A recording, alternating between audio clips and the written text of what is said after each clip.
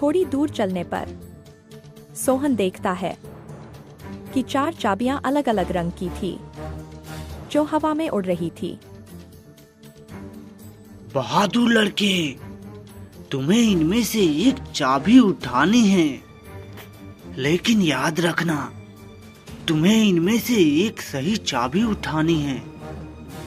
लेकिन हाँ, तुम्हें बड़ी होशियारी से ही एक चाबी उठानी होगी। अगर तुमने गलती से भी गलत चाबी चुन ली तो ये चारों सुनहरी चाबियां गायब हो जाएंगी, जिसके बाद तुम उस राक्षस को इस गुफे से कभी आजाद नहीं कर पाओगे। ये सुन सोहन हैरान हो जाता है।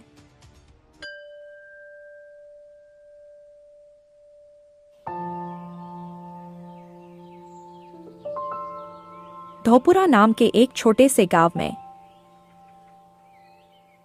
एक बहुत ही सुंदर बाग था, लेकिन कोई भी गांव वाला उस सुंदर बाग में जाने से डरा करता था।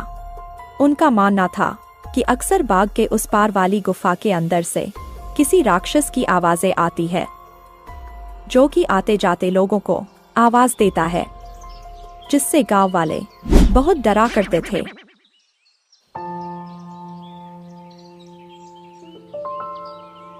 अगले दिन गांव का एक लड़का रामू, यार, इस गुफा में से आवाजें कौन देता होगा?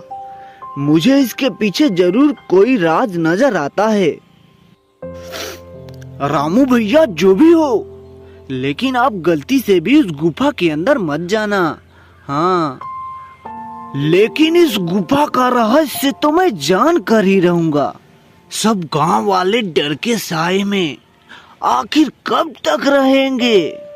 उसके बाद शाम हो गई और रामू और उसका दोस्त अपने अपने घर चले गए।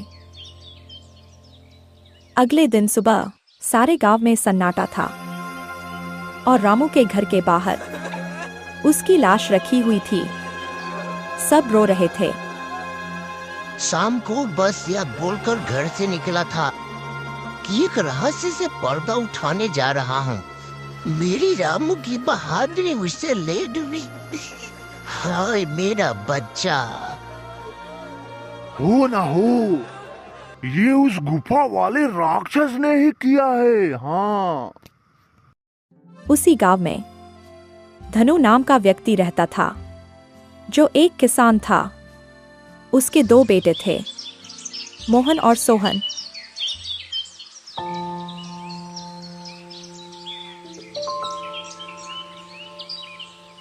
बहुत दिन हो गए हैं, चलो आज हम लोग गांव के बाग में चलते हैं। न जाने क्यों बाबूजी हमें उस बाग में जाने से मना करते हैं। इस पूरे गांव में एक वही तो जगह है जहाँ कितने मीठे मीठे फल होते हैं। हाँ सोहन, वह बाग सच में बहुत सुंदर है और उसमें बहुत मीठे मीठे फल भी होते हैं, लेकिन बाबूजी हमें वहाँ जाने ही नहीं देते हैं। वह कहते हैं कि गांव के बाग के उस पार एक गुफा है जो कि बहुत ही भयानक है और सही भी है। गांव के रामू भैया की मौत के बाद वह गुफा तो और भी डरावना लगने लगा है। अरे मोहन, यह सब झूठी बातें हैं। मुझे नहीं लगता वहाँ ऐसा कुछ है। अगर सच में वहाँ कोई राक्षस होता तो क्या गांव वालों के सामने नहीं आता? और वैसे भी गांव वालों ने उस राक्षस को कभी देखा नहीं, बस उसकी आवाजें सुनी है। बोल तो तुम सही रहे हो सोहन, मुझे भी लगता है कि वहाँ कुछ नहीं है। चलो ठीक है, हम लोग कल उस बाग में चलेंगे और क्या पता हमें रामू भैया के मौत के बारे में कुछ जानकारी भी मिल जाए। हाँ ठीक है, कल चला जाएगा। इसके बाद दोनों भाई अपने कमरे में जाकर सो जाते हैं। अगली सुबह, देखो मेरे प्यारे बेटो, मैं किसी काम से खेत में जा रहा हूँ। तुम दोनों अपना ख्याल रखना। और हाँ, गलती से भी उस बाग में घूमने मत जाना। वो जगह अच्छी नहीं है। पता है ना तुम्हें, रामू भी वहीं जाने से मारा गया था। पिताजी, आप चिंता मत करिए, हम दोनों उस बाग में नहीं जाएंगे। इसके बाद उनका पिता वहां से चला जाता है और अपने पिता के जाते ही दोनों भाई उस बाग की तरफ जाने लगते हैं।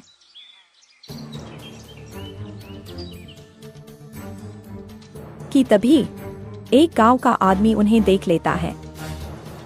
अरे मोहन और सोहन, तुम दोनों इस बाग की तरफ कहाँ जा रहे हो?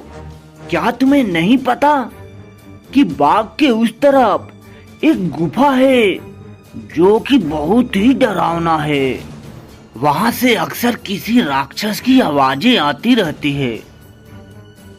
अरे काका, हम लोग बस यहीं बाग में जा रहे हैं, कुछ फल तोड़कर वापस आ जाएंगे। चलो ठीक है बच्चों, पर तुम लोग शाम होने से पहले लौट आना। हाँ अच्छा ठीक है, अब मैं चलता हूँ। इसके बाद वो आदमी वहां से चला जाता है। हाँ, मुझे तो बहुत डर लग रहा है। अब मैं इसके आगे एक कदम भी नहीं जाऊंगा। तुम्हें जाना है तो जाओ। अच्छा ठीक है, फिर तुम मेरा यहीं पे इंतजार करना। मैं सच जानना चाहता हूँ कि क्या वाकई में वो आवाज राक्षस की है कि नहीं, इसलिए मैं तो गुफा के अंदर जा रहा हूँ। इसके बाद सोहन अकेले ही आगे बढ़ता है। वह थोड़ी दूर ही पहुंचा होगा, तभी अचानक सोहन ने देखा कि एक अजीब सा दिखने वाला इंसान उसकी तरफ तेजी से बढ़ता आ रहा था और सोहन के पास आकर खड़ा हो गया। यह देखकर सोहन बुरी तरह से डर गया।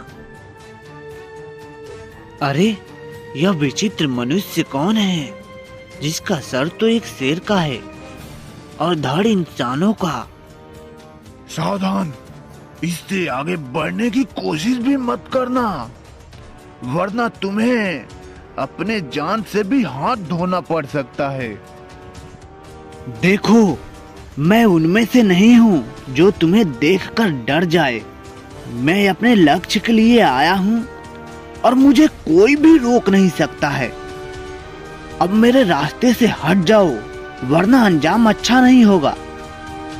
सोहन की चेतावनी सुनकर विचित्र मानव गुस्से से बोला, तुम बात को समझ नहीं रहे। इस गुफा में जाने से तुम्हारी जान भी जा सकती है और मुझे समझना भी नहीं। मुझे तो बस इस गुफे का रहस्य सुलझाना है। और हाँ, अगर अब तुमने मुझे रोकने की कोशिश भी की तो परिणाम भुगतने के लिए तैयार हो जाना। इतना बोलकर सोहन वहां से भाग गया और गुफा में अंदर प्रवेश कर गया। जैसे ही वह अंदर जाता है, एक बहुत बड़ी आकृति उसे नजर आती है जो देखने में बहुत ही डरावना होता है। आओ लड़के, तुम्हारा इस जादुई गुफा में स्वागत है। मैं कई वर्षों से गुफा के बाहर आते जाते लोगों को आवाजें लगाता हूँ, फिर सारे गांव वाले उस आवाज को सुनकर भाग जाते हैं। कोई भी गांव वाला इस गुफा में आने की हिम्मत नहीं कर पाता, लेकिन तुम एक बहुत ही बहादुर लड़के हो जो कि इस गुफा में अकेले ही चले आए। लेकिन तुम मुझे दिखाई क्यों नहीं दे रहे हो? क्या तुम किसी को दिखाई नहीं दे सकते हो? नहीं, इस वक्त मैं तुम्हें दिखाई नहीं दे सकता, क्योंकि मैं इस राक्षस की परछाई हूँ। वो राक्षस तो इस गुफे के तहखानों में कई वर्षों से कैद है। कैद? तो तुम मुझे बताओ, क्या उस राक्षस को इस गुफा के तहखाने से रिहा करने का कोई उपाय नहीं है? मार्ग है लड़के, और तुम उस मार्ग तक पहुंच भी सकते हो, लेकिन इसके लिए तुम्हें इस गुफा के तहखाने में भीतर उस राक्षस के पास जाना होगा। वही राक्षस तुम्हें उसकी मुक्ति का राज बताएगा। जिसके बाद सोहन गुफा में अंदर जाने लगता है। जैसे ही सोहन तहखाना के अंदर जाता है तो उसे एक आग जलती हुई दिखाई देती है।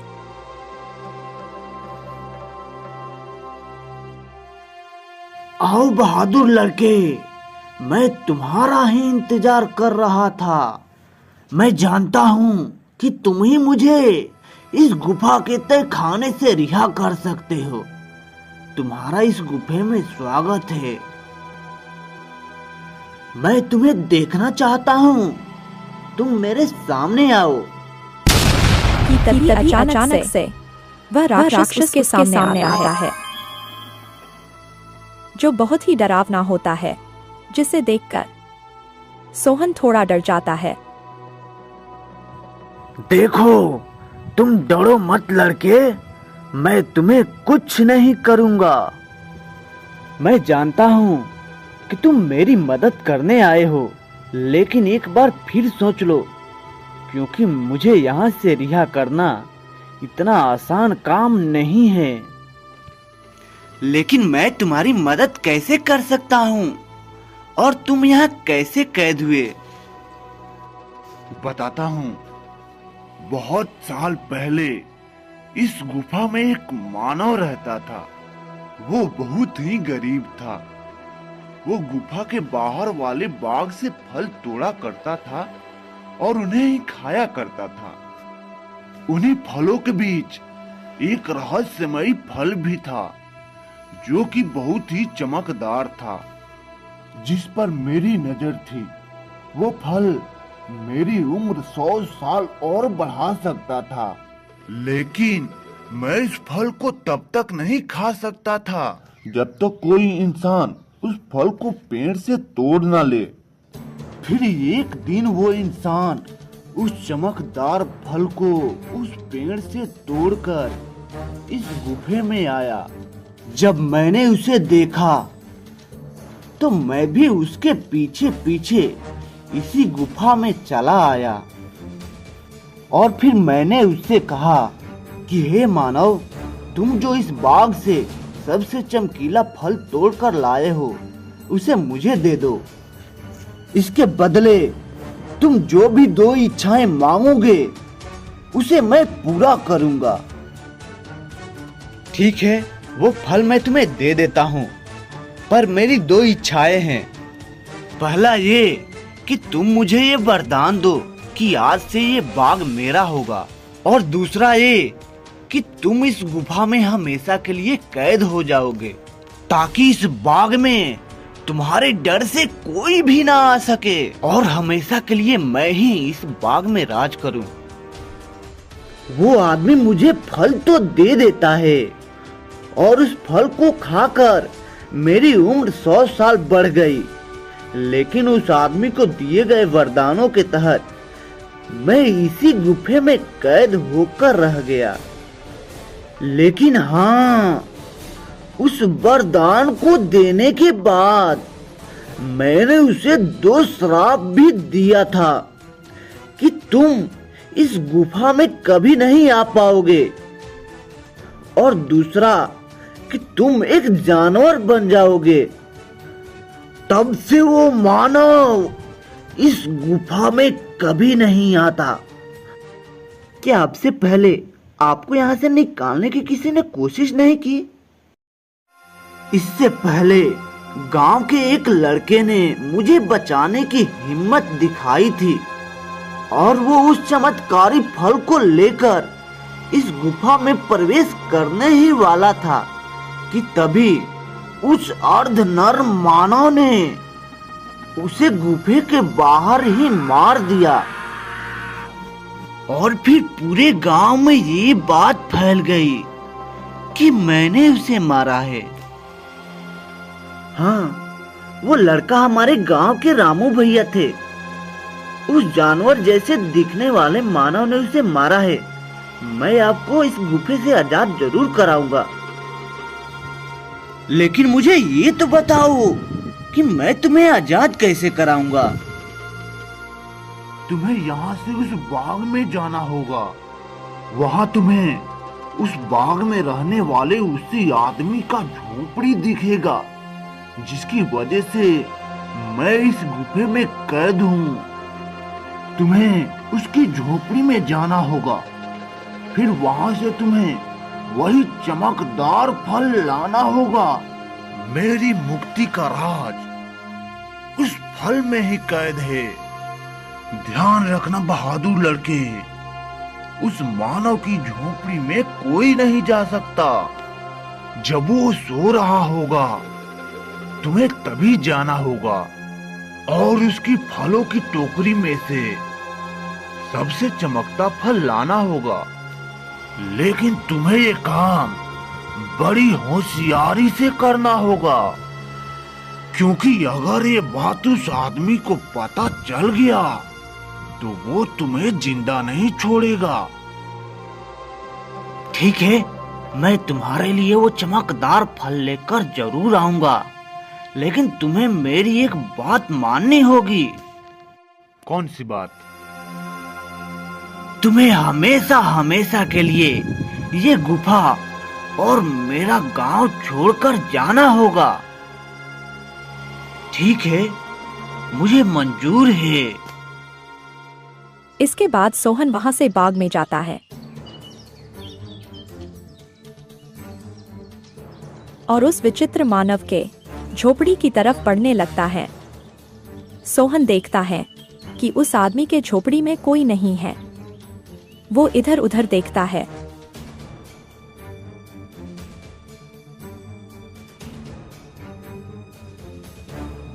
और उस विचित्र आदमी के झोपड़ी की तरफ बढ़ने लगता है। सोहन अंदर जाकर देखता है कि बहुत सारे फल उस आदमी के झोपड़ी में रखे हैं। अरे, यहाँ तो कितने सारे फल हैं, लेकिन इन फलों में से कोई भी सबसे ज्यादा नहीं चमक रहा है। तभी अचानक सोहन देखता है कि वही आदमी अपनी झोपड़ी के तरफ आ रहा है। ये देखते ही सोहन दरवाजे के पीछे छिप जाता है। वो आदमी अपने झोपड़ी में आता है और पास के चारपाई पर लेटकर सो जाता है। ये देखकर थोड़ी देर बाद सोहन बाहर आता है और उन फलों की टोकरी में से सबसे चमकदार फल ढूंढने लगता है। लगता है यही वो चमकदार फल है। मुझे जल्दी से ये लेकर उस राक्षस के पास जाना होगा। और फिर वो वहां से जाने लगता है। तभी उसके पैरों की आवाज सुनकर वह विचित्र मानव जग जाता है। रुको लड़के, तुम मेरा जादुई फल लेकर कहाँ जा रहे हो? तुम मेरा मुझे जादुई फल वापस कर दो, वरना मैं तुम्हें यहाँ से बाहर नहीं जाने दूंगा। सोहन ये सुनकर डर जाता है। मुझे ये फल ले जाने दो काका। मैं इस फल को उस राक्षस को देकर उसे उस गुफा से रिहा कर देना चाहता हूँ, ताकि फिर बिना डरे गांव वाले इस बाग में आ जा सके। मुझे ये फल लेकर जाने दो काका। क्या कहा लड़के? तुम मेरी कई सालों की मेहनत पर पानी फेर देना चाहते हो? उस राक्षस के उस गुफा से रिहा होते ही ये सारे गांव वाले मुझे यहाँ से निकाल देंगे। नहीं नहीं, मैं ऐसा नहीं होने देना चाहता। चलो जल्दी से तुम मेरा जादुई फल मुझे वापस कर दो। यह सुनकर सोहन वहां से उस चमकदार फल को लेकर भागने लगता है और तभी वह विचित्र मानव भी उसके पीछे पीछे भागने लगता है। सोहन भागते भागते उसी गुफा में पहुंच जाता है। जैसे ही वह गुफा में पहुंचता है, वह जादुई फल उसके हाथ से नीचे गिर जाता है, जिसके गिरते ही तोता में बदल जाता है। सोहन यह देखकर हैरान हो जाता है। तभी वह विचित्र मानव वहां आ जाता है। ये तुमने क्या कर दिया लड़के? इस जादुई फल को नीचे गिरा दिया अब ये तोता तुम्हें उस राक्षस के रिहा होने का आखिरी मार्ग बताएगा।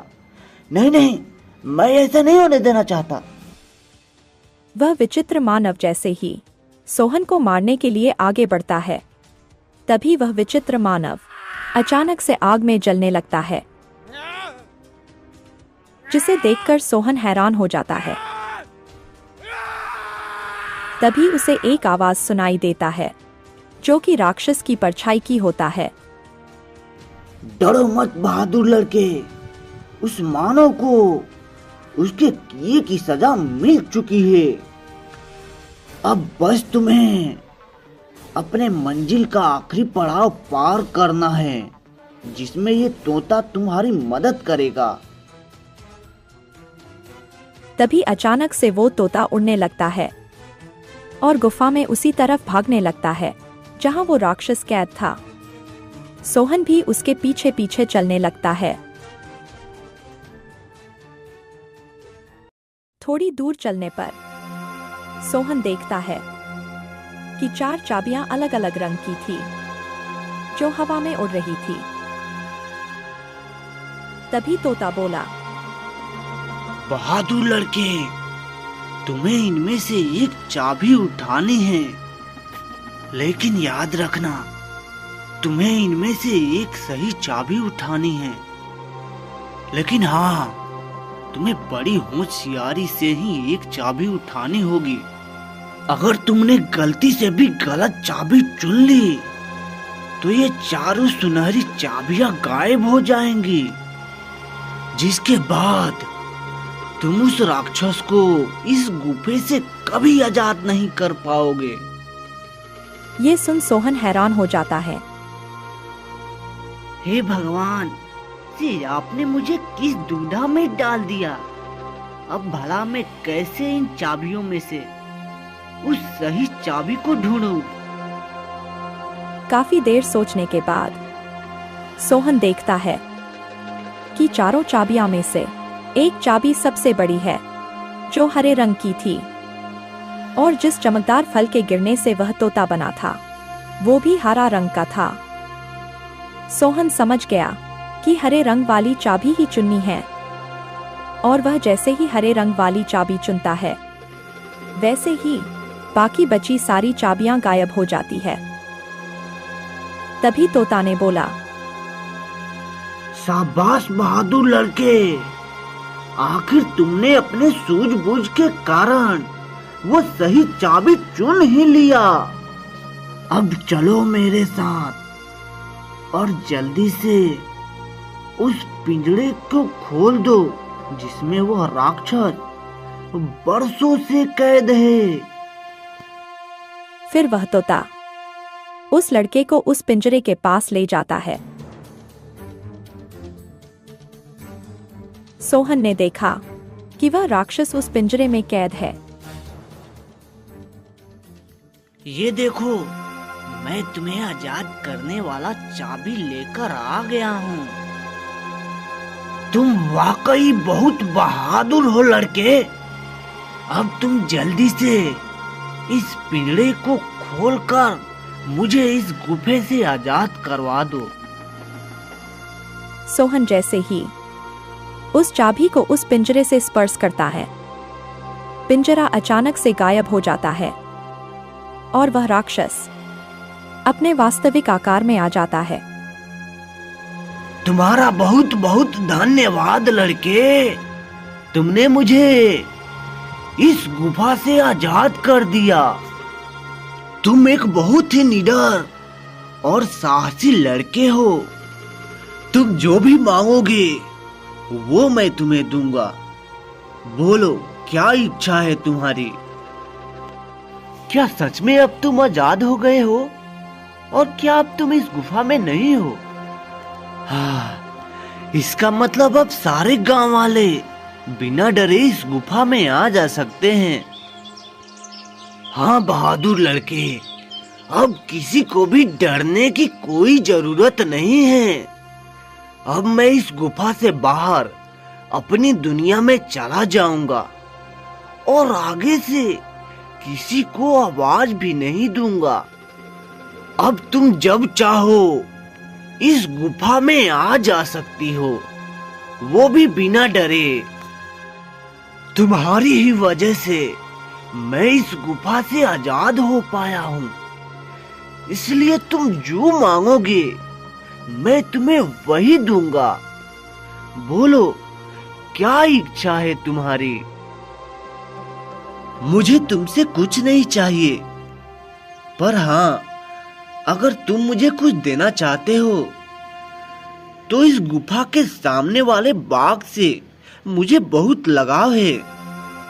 इसलिए मैं चाहता हूँ कि इस बाग के फल और फूल हमेशा खिले रहें, कभी ना मुरझाएं। ठीक है बहादुर लड़के, तुम्हारी ये इच्छा मैं जरूर पूरा करूंगा। आगे से ये बाग हमेशा हमेशा के लिए ऐसा ही रहेगा। इसके फल और फूल कभी नहीं मुरझाएंगे। अच्छा, अब मैं चलता हूँ, मेरा जाने का समय हो गया है। इसके बाद वह राक्षस गायब हो जाता है।